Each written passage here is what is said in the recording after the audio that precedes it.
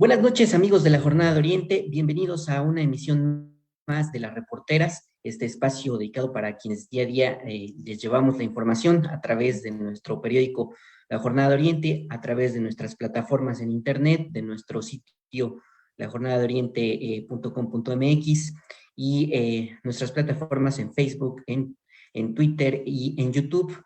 Pues hoy tengo el agrado de saludar a Luis Soriano Peregrina. Con él vamos a platicar sobre pues esta propuesta de municipalizar los derechos humanos, una propuesta que hace en su calidad de activista, en su calidad de integrante de Voz Ciudadana. Y bueno, pues sin más preámbulo lo presento. Él es Luis Soriano Peregrina, abogado defensor de derechos humanos, ex subsecretario de Derechos Humanos de la Secretaría de Gobernación Estatal, y hoy promotor de la municipalización de los derechos humanos. Luis Soriano, muchas gracias por aceptar esta invitación para platicar con nuestro público de Las Reporteras. Gracias, amigo. Hace un rato que no tenía el gusto de estar con ustedes en la Jornada de Oriente.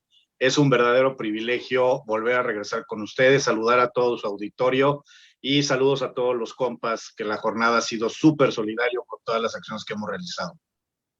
Pues muchas gracias de nueva cuenta. Y bueno, pues sin más preámbulo, me gustaría entrar de lleno a lo que es esta propuesta, que por supuesto que ha llamado mucho la atención, por pues ser, por supuesto, un tema de relevancia, y bueno, pues porque no se había escuchado un concepto así en el pasado. Saber, Luis Soriano, ¿en qué consiste la iniciativa para municipalizar los derechos humanos en México? ¿Y en qué radica la importancia? ¿Qué es lo que debe en todo caso, entender nuestro público respecto a esta iniciativa? Mira, me parece como importante decirte qué es lo que nos motivó a tener que buscar esta iniciativa. Claro. Desde hace varios años, desde el 2011, hemos tratado de construir nosotros diversos procesos a través de Voz Ciudadana de regeneración, de reconstrucción del tejido social. derivado del rompimiento que se dio, motivado por estos gobiernos neoliberales que han roto mucho el esquema de familia, de vinculación, de comunidad, etcétera. Todo eso lo identificamos nosotros y lo que hemos estado tratando de buscar es a través de estos comités de voz ciudadana por la paz, hemos tratado de reconstruir el tejido social. ¿Qué hemos identificado? Primero, que las instituciones dedicadas a los esquemas de derechos humanos no lo trabajan o no trabajan desde la base, es decir, desde el pueblo, desde la comunidad, desde la ranchería, desde la colonia, no trabajan desde ahí, sino trabajan desde la élite.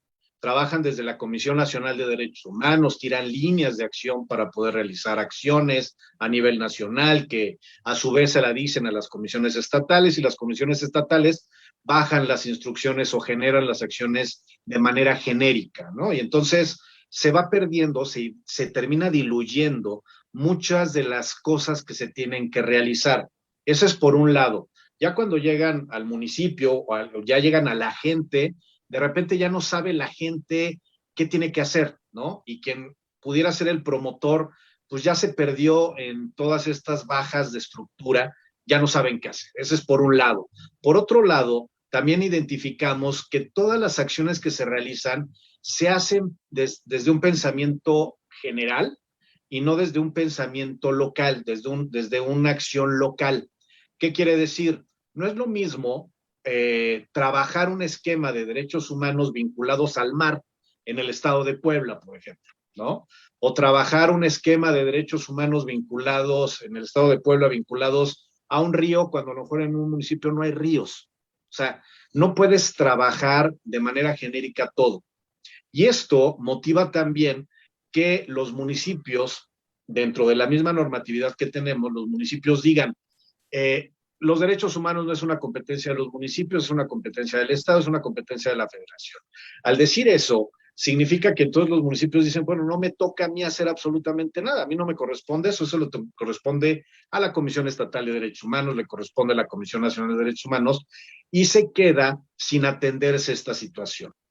Otra de las situaciones es que tanto las comisiones estatales como la Comisión Nacional, por el mismo tema de que están sobresaturadas las actividades que deben de realizar o que absorben ellos, pues difícilmente le dan tratamiento a acciones de prevención o de dignificación y se enfocan solamente a los grandes problemas que hay de las recomendaciones de las quejas, ¿no? O sea, las puras quejas de las recomendaciones que se presentan, y entonces deja de ser una comisión de derechos humanos y se convierten o están convertidas hoy en juzgados de derechos humanos. O sea, se dedican exclusivamente a sancionar temas de derechos humanos, a emitir recomendaciones, pero no hacen nada más allá para buscar dignificar, para promocionar los derechos humanos, para buscar que la cultura de los derechos humanos realmente surja desde el interior de cada uno de nosotros, sino que es algo ahí lejano, ¿no? Es algo ahí que está a lo lejos y es difícil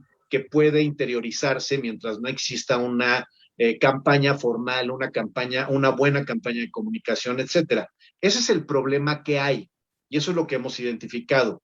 ¿Cuál es la consecuencia de ese problema? La consecuencia es que cada vez la descomposición social de cada uno de nosotros como sociedad civil es mayor. ¿Y eso qué significa? Que cada vez hay más violencia, que cada vez hay menos empatía entre los seres humanos, que cada vez nos damos cuenta que el más importante es el yo-yo y no el estar pensando como comunidad, por ejemplo, ¿no? Y pensamos que mientras yo haga lo que a mí me toca hacer, pues significa que al de enfrente, pues le tiene que valer gorro lo que a mí me interese mientras no se mete en mí, el individualismo. Eso también es un problema grave. Y eso es lo que ha motivado el famoso neoliberalismo, el capitalismo este rapaz de la competencia y de que yo quiero ganar y le hago daño al otro. O sea, eso es lo que termina motivando esta descomposición social. ¿Qué es lo que nosotros hemos identificado? Lo que hemos identificado es esa situación. ¿Y qué es lo que tratamos de buscar a través de esta propuesta de municipalizar los derechos humanos? Lo que nosotros estamos buscando es que los municipios asuman su responsabilidad que la misma Constitución establece. O sea, Eso que dicen los presidentes municipales, algunos presidentes municipales que dicen, es que este tema de los derechos humanos no es mi competencia, se equivocan porque la misma Constitución establece que todos los niveles de gobierno tienen la obligación de atender y dignificar los derechos humanos o bajo la observancia de los derechos humanos. Te lo dice el artículo primero, el segundo, el cuarto, o sea, todos los artículos de la primera parte de la Constitución te lo establece. ¿Cuál es el problema? Y es donde los municipios se amparan y dicen es que no es mi competencia. El artículo 115, que es el artículo que habla precisamente de las funciones que debe de realizar el municipio, si uno lee el documento de la Constitución, ese artículo, en ningún momento se menciona la palabra derechos humanos. Y al no mencionarse la palabra de derechos humanos, evidentemente todos los municipios o la mayoría de los municipios que no son sensibles al tema o que no estén sensibilizados, pues dicen es que eso no me toca a mí, ¿no? Porque no está ahí. Y cuando aterriza las comisiones, a las constituciones de los estados y a las leyes orgánicas municipales de todo el país, resulta que la palabra derechos humanos tampoco está. ¿Qué te da a entender eso? ¿Qué es lo que interpretan ellos como presidentes municipales? Pues es un tema que no es competencia nuestra, ¿no? Y es un poquito más complicado poderles acercar esta situación. Pero eso no significa que no tengan la obligación en estos esquemas. Sí tienen la obligación de tener que cumplir con estos esquemas. Por eso la propuesta está en 3 líneas, ¿no? Y son transversales. Uno, desde el gobierno federal, o sea, desde el Congreso de la Unión, a los diputados federales se les está generando una propuesta, a los diputados locales de todo el país, en cada uno de los congresos estatales donde hay elecciones, también se les está proponiendo una agenda municipal, una agenda de derechos humanos en donde se habla mucho de la municipalización, y otra es la agenda a los ayuntamientos en general. Y hemos generado una propuesta muy interesante para el municipio de Puebla en particular, por lo que representa el municipio. Es más o menos a grandes rasgos el tema. Claro, pues muchas gracias. Estamos platicando con Luis Soriano Peregrina, él es integrante de la agrupación Voz Ciudadana. Estamos hablando sobre la propuesta de municipalizar los derechos humanos. Y bueno, pues ya nos habla un poco sobre a grandes rasgos lo que significa municipalizar los derechos humanos. Nos gustaría saber ahora si ya se presentó esta iniciativa, ¿cuenta con el respaldo de alguna bancada en la Cámara de Diputados? Saber si será en la actual legislatura o si es más pertinente hacerlo en la próxima, que empiece en septiembre. Mira, nosotros no estamos como respaldados por ningún partido político y por nada. Esta iniciativa es una iniciativa ciudadana a través de Voz Ciudadana, este colectivo nacional, que la estamos generando. La participación o lo que estamos tratando nosotros de hacer es comprometer a todos los candidatos a presidentes municipales, regidores, síndicos, diputados locales, diputados federales, que ahorita están en la elección, que están buscando el voto de todos nosotros, a que se comprometan a firmar este documento del compromiso por los derechos humanos, en donde vienen 2 agendas. La agenda por los derechos humanos, que es la nuestra, la que estamos construyendo nosotros como Voz Ciudadana, pero también está la agenda del medio ambiente, que es una propuesta, iniciativa realizada por muchísimas organizaciones de la sociedad civil, en donde nosotros estamos adheridos a ellos también, a esta iniciativa. Pero estas 2 iniciativas, ¿qué es lo que buscan? Evidentemente dignificar tanto los derechos humanos como los derechos no humanos, así como el ambiente sano. Entonces nosotros en realidad estamos trabajando desde la sociedad civil. ¿Quiénes han firmado, amigo?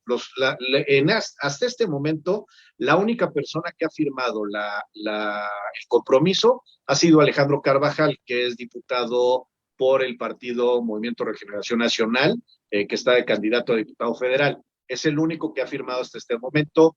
El día de ayer ya se firmó un documento también, ya firmamos con René Sánchez, el otro candidato también de Morena por el Distrito 12, y estamos en diálogos y pláticas con varios candidatos, con varias candidatas, con varios partidos políticos, para que se firmen esto. Estamos platicando con gente de Guerrero, estamos platicando con gente de Tamaulipas, estamos platicando con gente de Oaxaca, estamos platicando con gente de Quintana Roo, con gente de San Luis Potosí, con varios municipios de varios lugares, también de la Ciudad de México, del Estado de México. O sea, es una iniciativa interesante porque la están viendo con muy buenos ojos todos los partidos políticos, porque no se trata de algo obscuro, de algo que pudiera contener jiribilla, un tema así, sino más bien es el tema de tratar de dignificar inclusive la política y dignificar esta campaña electoral que ha sido muy gris, que ha sido muy oscura y que no se ha tratado el tema de los derechos humanos. Se habla de quién es más malo, quién es peor, quién hace más tranzas, quién es, o sea, pero no se han hablado de propuestas. Y nosotros lo que estamos tratando de hacer a través de Voz Ciudadana es poner en la agenda pública las propuestas por encima de los ataques.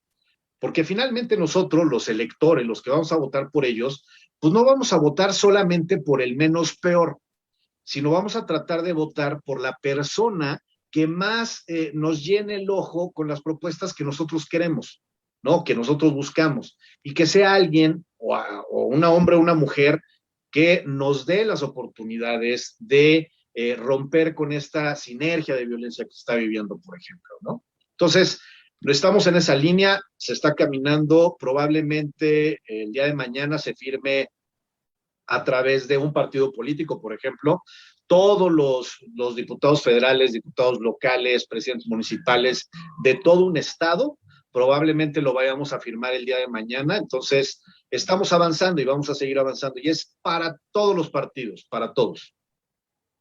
Muy bien, pues para nuestros amigos de las reporteras, estamos platicando con Luis Soriano Peregrina, activista, integrante de la agrupación Voz Ciudadana. Y bueno, pues estamos hablando sobre la propuesta de municipalizar los derechos humanos, que básicamente contempla la reforma al artículo 115 constitucional, pero también a ordenamientos locales a través de los congresos estatales.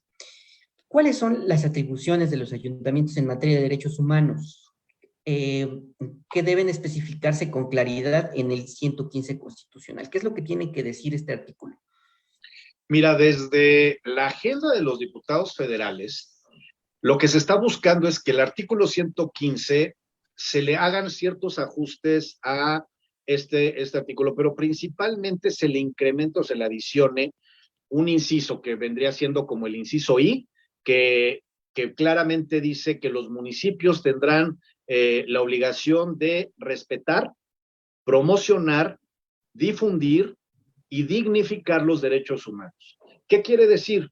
Que los municipios no van a volverse comisiones estatales o comisiones nacionales en donde van a tener que asumir el tema de quejas de derechos humanos como lo hacen estas comisiones. No va por ahí. Eso lo van a tener que seguir realizando las comisiones y las instancias que existen para ese fin, tanto estatales como federales.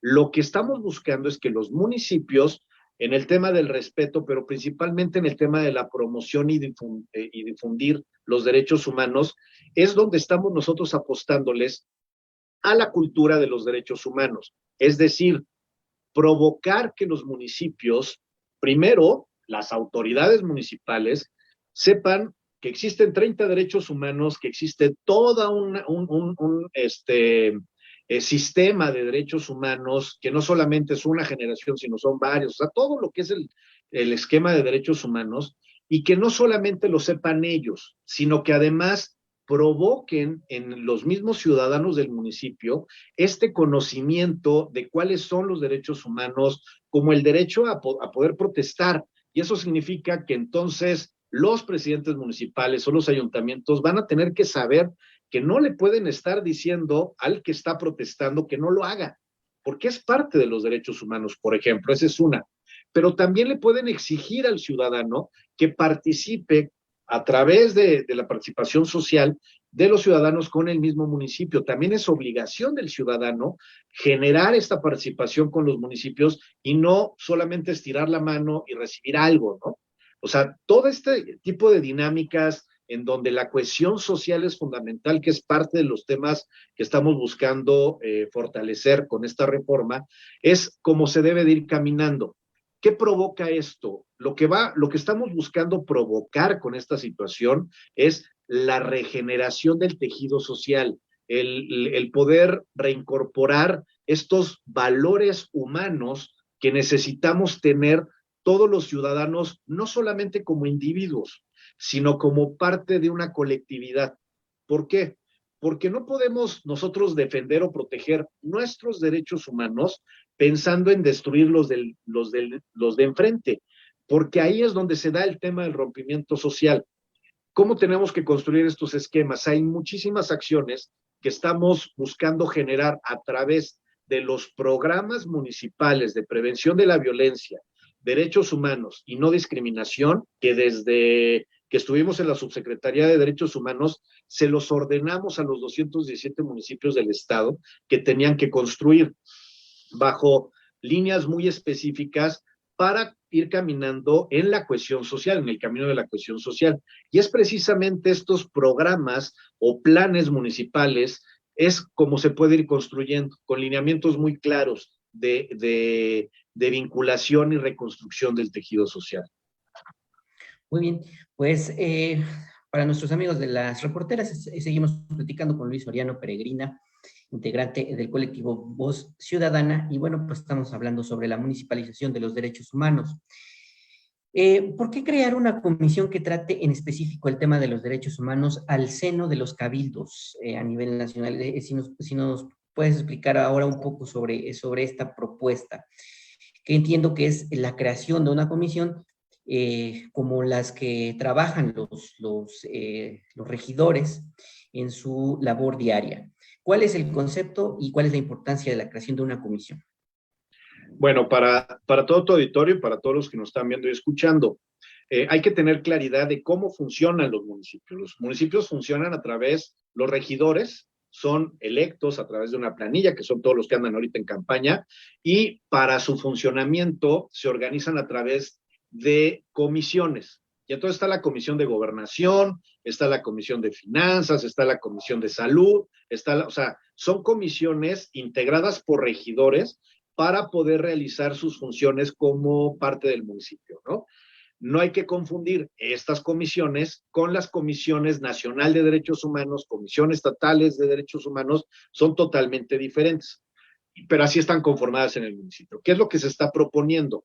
Es la creación en los 2.446 municipios que tenemos en el país, de poder crear la Comisión de Derechos Humanos.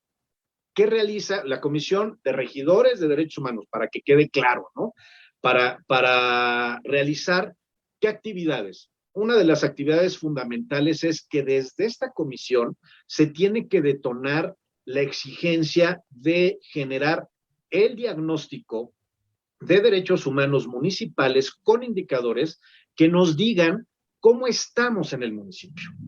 Y el tema de cómo estamos en el municipio nos va a dar la oportunidad de saber en todos los municipios, de manera autónoma e independiente, qué tan bien estamos, qué tan mal estamos, en dónde nos hace falta, cuáles son los temas que tenemos claros, cuáles son los temas que tenemos que atacar. Y este tema no es un tema de seguridad pública, porque de repente hay muchos municipios que tienen la lógica de pensar que los derechos humanos o los conceptos de jornadas por la paz o construcción de paz o la pacificación o todos estos conceptos que utilizan, creen que es un tema de seguridad pública y no. El tema de los derechos humanos, la construcción de paz, no es un tema de seguridad pública, es un tema de gobernanza, es un tema de bienestar, es un tema de humanos buscando resarcir este tipo de necesidades de volverse a identificar unos con otros. ¿Qué es lo que se está buscando? Que estas comisiones generen este diagnóstico, se logre identificar en qué estamos mal, en dónde estamos mal, y estos indicadores nos puedan decir qué tenemos que buscar atacar, en dónde tenemos que identificar, generar las políticas públicas que sean traques a la medida para esa violación sistemática de derechos humanos que seguramente se está viviendo en ese municipio donde está trabajando. Derivado de ese diagnóstico, vamos a saber si vamos a necesitar crear una unidad pequeña, mediana o grande de temas de derechos humanos. y identificar si va a ser nada más de derechos humanos o también hay que meter esquemas de no discriminación o temas de diversidad sexual o temas de personas con discapacidad o temas de estas violaciones o vulneraciones a los niñas y adolescentes, por ejemplo. Este diagnóstico nos tiene que dar los resultados o los elementos para saber administrativamente qué tenemos que hacer. Y es a través de esta comisión de regidores como tienen que empezar a identificar qué hacer, porque no es un tema de, ay, se me ocurre hacer esto nada más porque quiero. Eso ya no lo podemos permitir que esté pasando. Necesitamos tener claridad de qué está pasando para saber cómo lo vamos a atacar.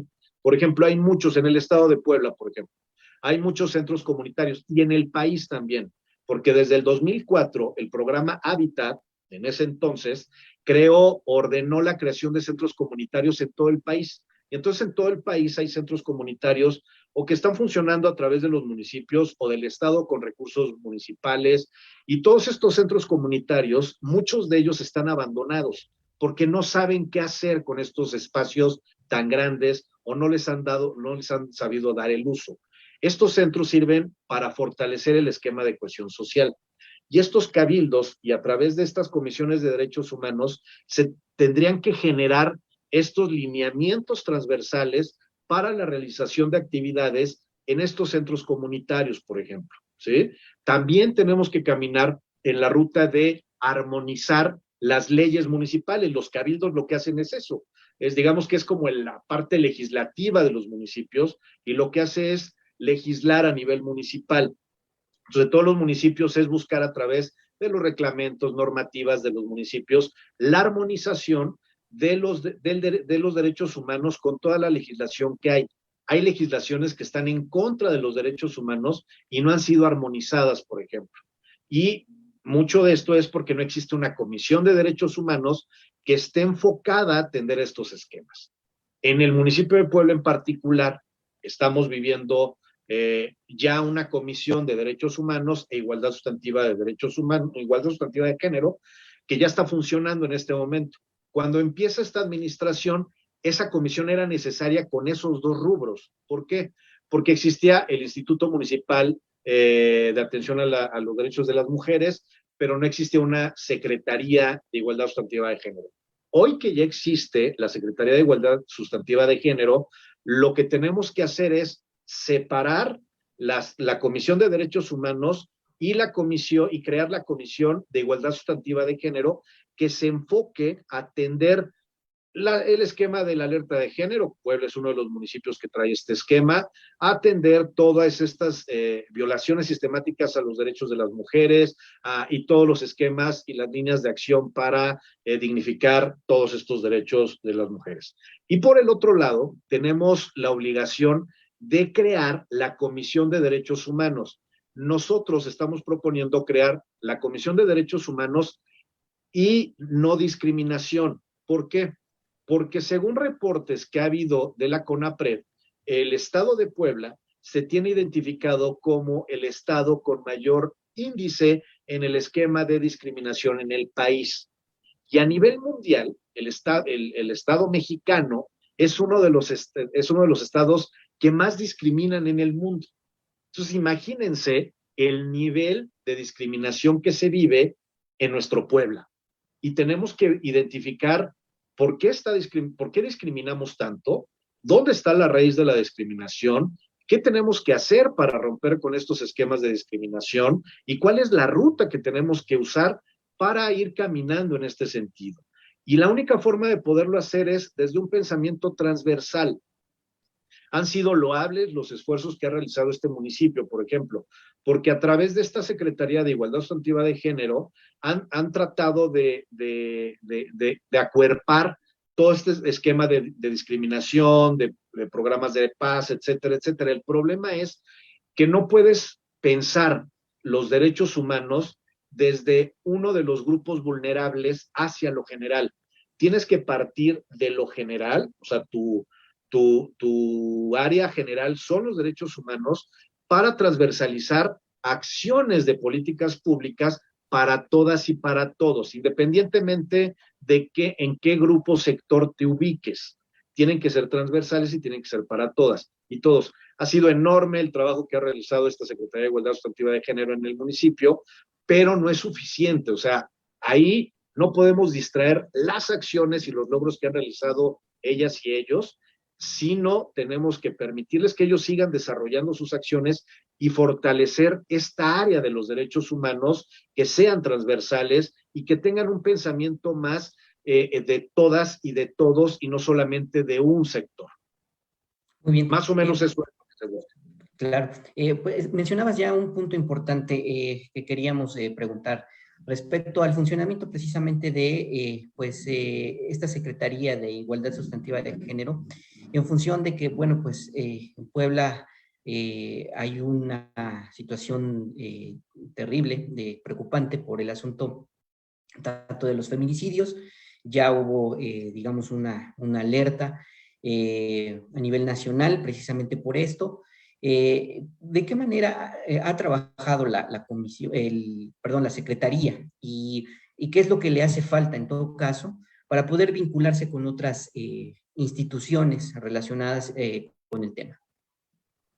Mira, a mí me tocó, de hecho, ser subsecretario cuando se detona la alerta de género en el estado de Puebla. Y me toca asumir esta situación y construir ciertas estrategias para poder construir desde el gobierno del estado esta situación. Primero hay que tener claro, la alerta de género que se detona en el estado de Puebla es bastante particular, no se detona para el estado solamente, sino se detona para el estado y para 50 municipios que se tienen identificados con un mayor índice de violencia feminicida a consideración de todos los demás municipios. Entre ellos está el municipio de Puebla y principalmente están los municipios más grandes del estado y otros municipios en donde se evidencia la violencia y es notoria esta situación. ¿Qué es lo que ha estado pasando o qué es lo que pasó? Mira, te platico brevemente cuál fue el procedimiento que llevamos nosotros como subsecretaría en ese momento en el gobierno interino, en el cual me tocó a mí ser parte de ese gobierno. Recibimos la alerta de género, construimos nosotros una propuesta con todas las secretarías del Estado, con todas las áreas jurídicas, con todas las áreas administrativas, para que cada dependencia pudieran decirnos con qué iban a abonar y qué acciones tenían pensado trabajar para ir rompiendo con este tema de la violencia feminicida.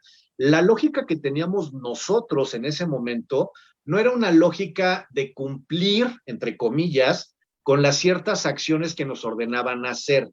Nuestro objetivo en realidad era romper con la violencia feminicida. O sea, no era como cumplir con las acciones y decir, ya lo logramos, sino en realidad era buscar romper con la violencia feminicida que en estos últimos gobiernos neoliberales nos habían lastimado mucho a todos nosotros. Y entonces le estábamos apostando más al ser humano, al atender las situaciones de las personas en esta situación y no tanto al cumplir como gobierno ciertas acciones burocráticas que nos estaban indicando.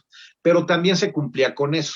Una vez que logramos construir este proyecto desde la subsecretaría con la anuencia y con el respaldo del mismo secretario de Gobernación ese entonces y el mismo gobernador, una vez que terminamos de hacer esta propuesta alternativa, lo que hicimos fue entregarle este proyecto de propuesta al entonces todavía Instituto Estatal de Atención a los Derechos de las Mujeres, que existía antes y que después se volvió Secretaría de Igualdad Sustantiva de Género en el Estado. Estaba encabezada por la entonces Mónica Silva como secretaria, como titular del instituto, y Mónica Díaz de Rivera, que era la presidenta del Consejo Ciudadano del mismo instituto.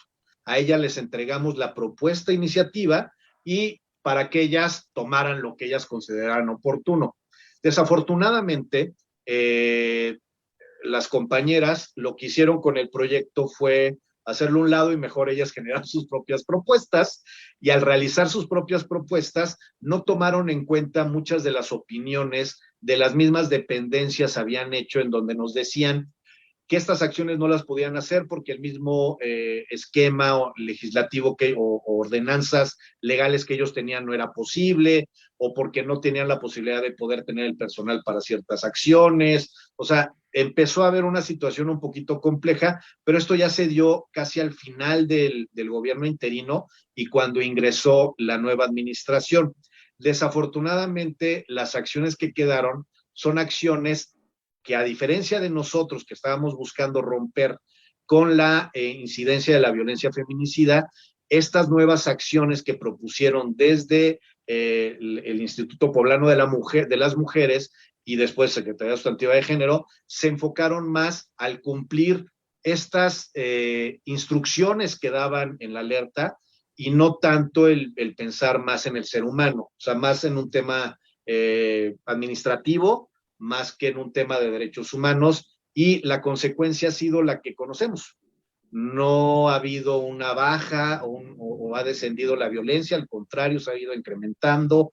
No existen diagnósticos claros de cómo estamos en este escenario. Los diagnósticos que hay no tienen indicadores, no están focalizados. El trabajo que nosotros ya teníamos trabajado con los municipios no está funcionando, porque el trabajo con el Estado está desfasado, no se tiene muy bien, mucha claridad de qué acciones hace el Estado y qué acciones le tiene que tocar a los municipios, y eso precisamente le ha pasado a varios de los municipios en el Estado. Varios municipios han tratado de realizar acciones desde su municipio y no ha sido posible porque muchos han tenido que ser autorizados por el Instituto Estatal, en donde no traen la misma lógica o la misma dinámica que los municipios, y ha habido una situación complicada. Acordar que el responsable o la responsable de la alerta de género no son los municipios exclusivamente, sino más bien es el Estado. El Estado es el responsable de atender la alerta de género en coadyuvanza con los 50 municipios. Situación que ha sido un poquito compleja. Hoy te lo digo desde afuera, yo no sé exactamente cómo está funcionando, si está funcionando bien o no está funcionando bien. Lo que sí me queda claro, y esto es a través de las notas que ustedes mismos inclusive en la jornada han mencionado, pues que no bajan los índices de violencia en el Estado, ¿no? Y mucho lo atribuyen a ciertos temas, ciertas acciones. Lo cierto es que muchos son políticas públicas que tienen que ser transversales desde un pensamiento local y no desde un pensamiento general, que es precisamente una de las cosas por las cuales nosotros estamos apostándole a la municipalización de los derechos humanos. ¿Por qué? Porque si estas acciones, por ejemplo, en el tema de la alerta de género, si estas acciones surgieran desde los municipios, desde el pensamiento local, tal vez la construcción de estas 140 y tantas acciones que nosotros propusimos hubieran funcionado mejor desde lo local, porque desde lo local saben qué funciona y qué no funciona, porque conocen a su gente, porque se conocen ellos y saben qué puede funcionar y qué no. Y en cambio, desde una lógica, desde el Estado, desde la Federación, difícilmente van a entender cuáles son las lógicas en cada localidad. Entonces, por eso el tema de la municipalización también es tan importante. Muy bien. Pues seguimos platicando con Luis Soriano Peregrina. Él es activista por los derechos humanos. Estamos hablando sobre la municipalización de los derechos humanos. Esta propuesta también plantea la creación del Instituto de Derechos Humanos. ¿Y qué atribuciones tendría en los municipios? ¿Cómo funcionaría un instituto con estas características? Mira, el tema de lo del instituto está propuesto, está pensado para el municipio de Puebla o municipio como el de Guadalajara, como el de Monterrey, como el de las diferentes delegaciones o alcaldías que hay en la Ciudad de México, o de estas ciudades grandes que tengan la capacidad de poder acoger un instituto como un OPD, un órgano público descentralizado, que permita a través de este instituto generar las líneas administrativas desde el tema administrativo que les ordene la Comisión de Regidores de Derechos Humanos, por ejemplo. Pero no solamente es el instituto, o sea, en casi todos los municipios, dentro de los 2,446 que hay, seguramente menos de 10 estarían en esta dinámica de poderse crear un instituto por el tema del presupuesto, lo que representa, etcétera. Pero de estos, la mayoría, lo que se estaría buscando es la creación de una unidad administrativa, como lo considere el mismo municipio, para esquemas administrativas. Por ejemplo, hay varios municipios que tienen ya Secretaría de Gobernación. A través de esta Secretaría de Gobernación se podría llegar a crear la Dirección de Derechos Humanos, donde a través de esta dirección se generen las políticas públicas, las acciones que puedan ir encaminadas precisamente a el cumplimiento, la ejecución de todo aquello que la Comisión de Regidores ordena o pretende generar, ¿no? Ese es en cuanto a este esquema, o desde la misma Secretaría General de los Ayuntamientos, que ahí sí en todos los ayuntamientos del país siempre va a haber una Secretaría General, ¿no? O algo afín. Desde esta Secretaría es crear esta dirección o esta unidad. Entonces, poner dirección o poner unidad, no importa, sino una unidad administrativa que se dedique y se enfoque a atender de manera administrativa estas áreas y estas situaciones. La generación del diagnóstico, saber cómo estamos, saber hacia dónde vamos, qué políticas se tienen que hacer, ser el responsable de transversalizar todas las acciones que se hacen en el municipio, tanto las policíacas como las administrativas, como las de bienestar, como las de asistencia pública, asistencia social, desde los DIF, etcétera, etcétera. O sea, es el área que puede transversalizar todas las acciones a nivel municipal para poderlas construir. Ahora bien, este instituto, el que tú mencionas, ¿qué hace el instituto? Y vamos a poner el caso particular en el municipio de Puebla.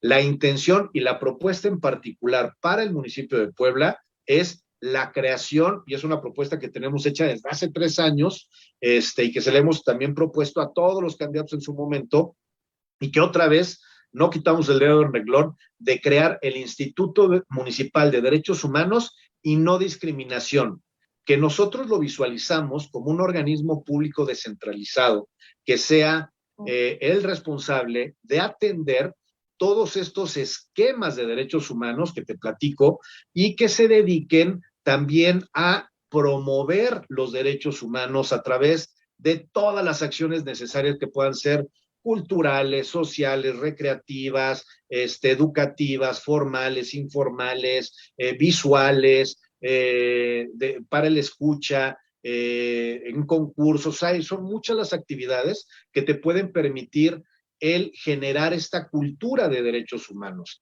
que dentro de esta cultura de los derechos humanos también caminaría el esquema de romper con estos temas de discriminación que estamos viviendo en el municipio, en el estado y a nivel nacional, ¿sí? Ese es el camino que se puede buscar. Pero ojo, no solamente es pensar en crear un OPD, un organismo público descentralizado, sino puedes crear también la Contraloría Ciudadana de los Derechos Humanos, que puede ser un órgano no descentralizado, sino puede ser centralizado con toda su dinámica y estructura administrativa que pueda funcionar hacia el interior del municipio y que pueda caminar en esta ruta de construir o reconstruir estos tipos de procesos.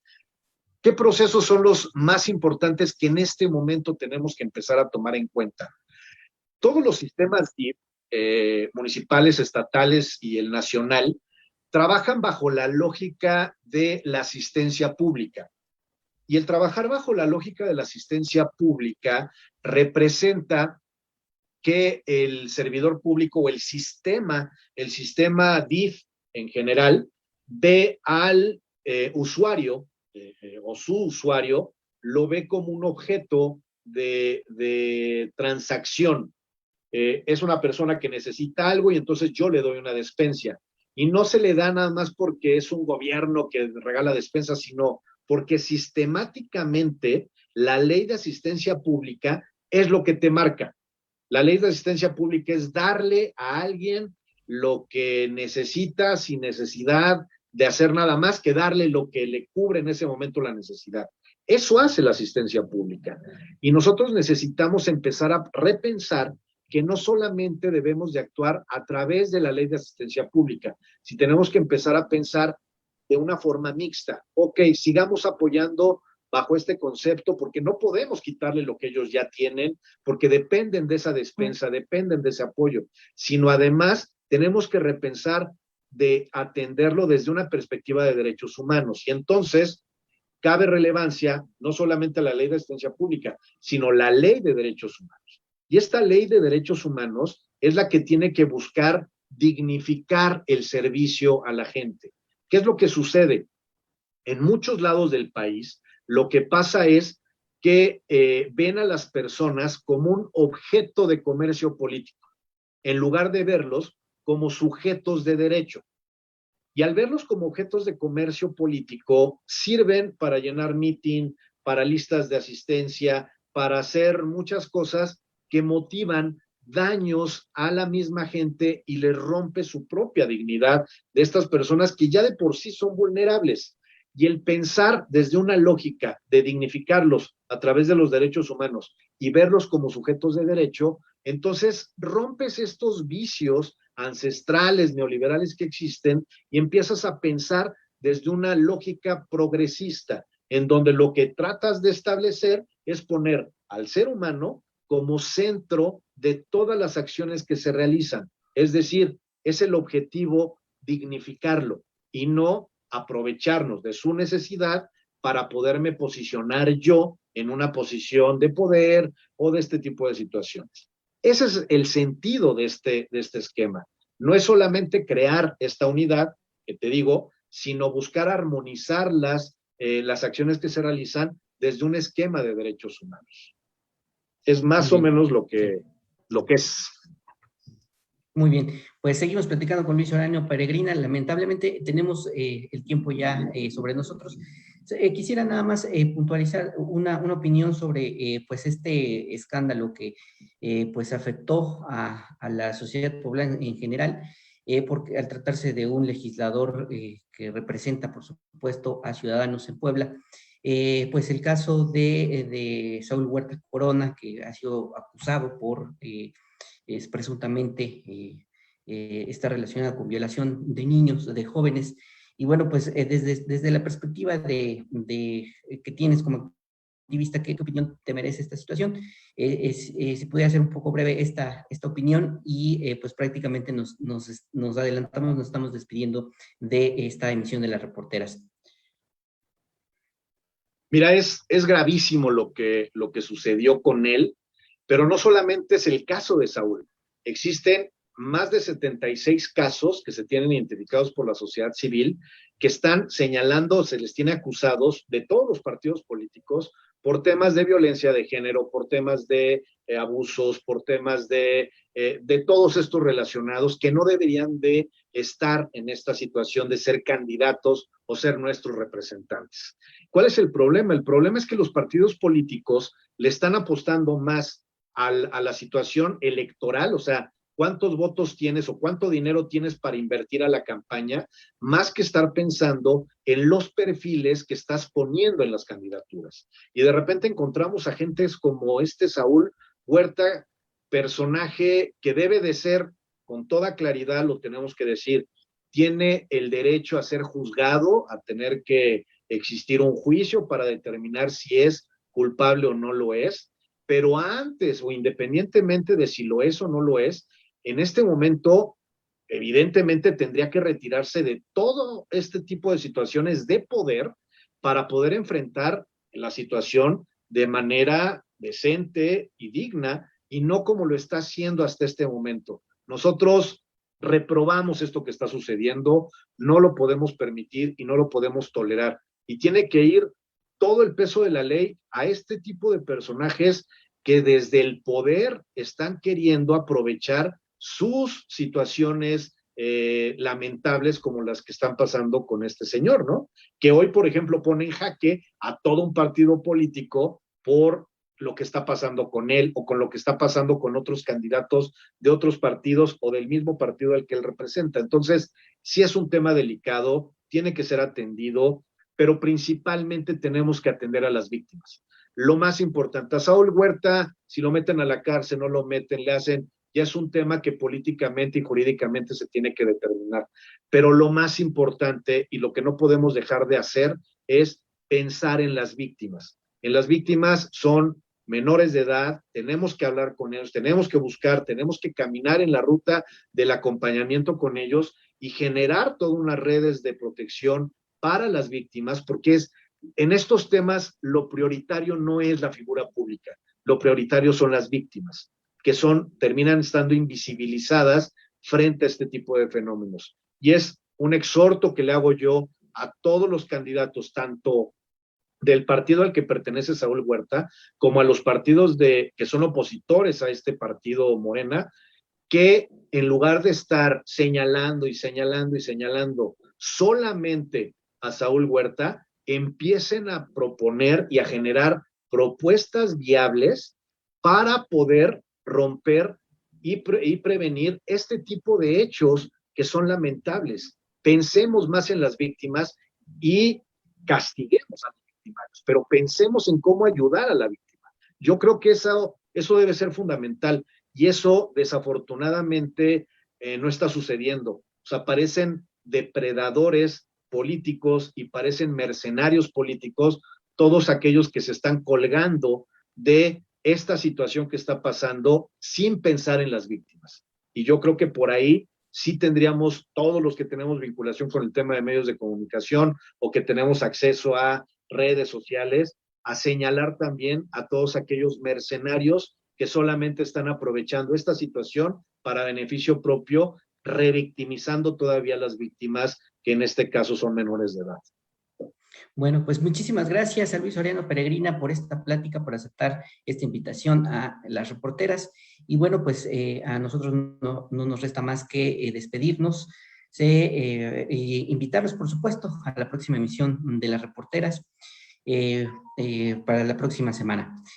Nos vemos, buenas noches, muchas gracias, hasta la próxima.